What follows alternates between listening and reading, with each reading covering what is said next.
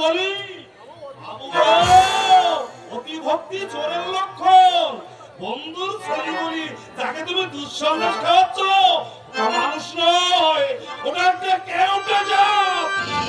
কোনো লাভ হবে না, কেষ্টটা দিয়ে কোনো লাভ হবে না।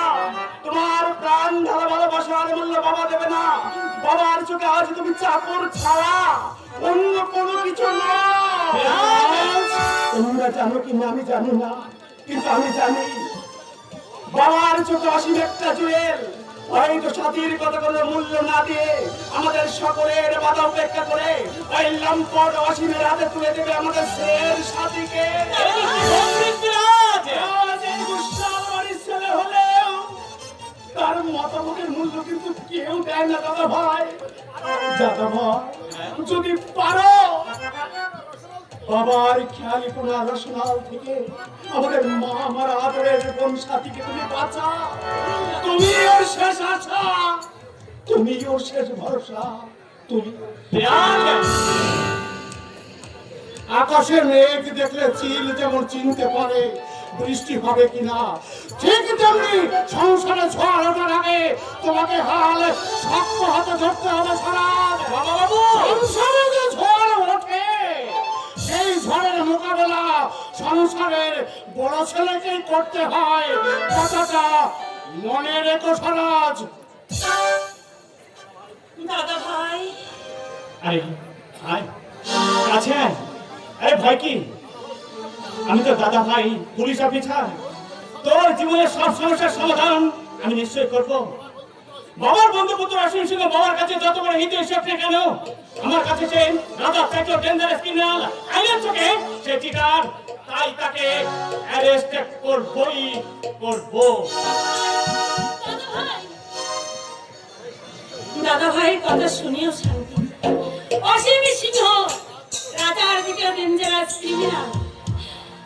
রাজা আমার সংগ্রাম রক্ষাকারী রাজা। রাজার নাম মনে আসতে আমার প্রাণ কেমন চঞ্চল উঠে কেন? কেন আমার মনের আয়নায় কেন কেন তার মুখ খানা ভেসে উঠল? কেন ঘুমের ঘরে স্বপ্নের মধ্যে তাকে এত নিবিড় করে কাছে পাই? কেন তার প্রশস্ত বুকে মাথা রেখে প্রশান্তির হাসি হেসে বলতে ইচ্ছে করে,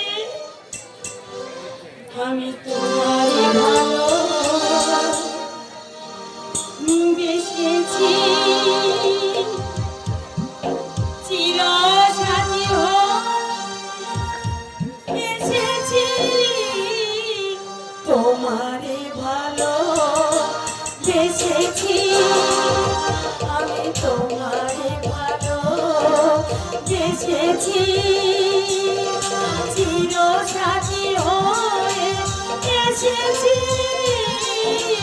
তোমারে ভালো বেসেছি, আমি তোমারে ভালো বেসেছি।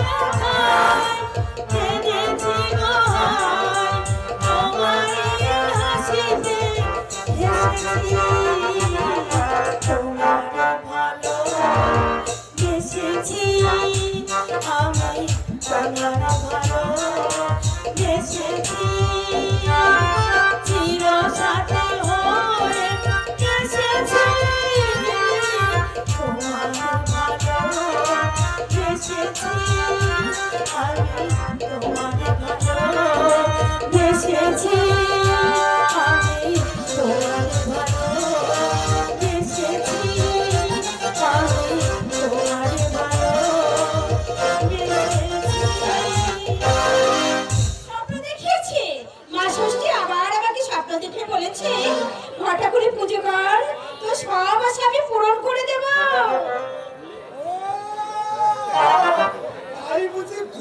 মাসটা তুমি মা ষষ্ঠীর পুজো করছো কিন্নি? করবো না, মাকে সন্তুষ্ট করতে হবে তো।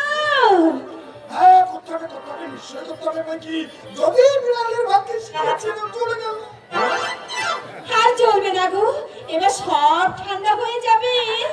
নাও প্রসাদটা মুখে দাও। আর ফেলে দাও, ফেলে দাও। এই ধরনের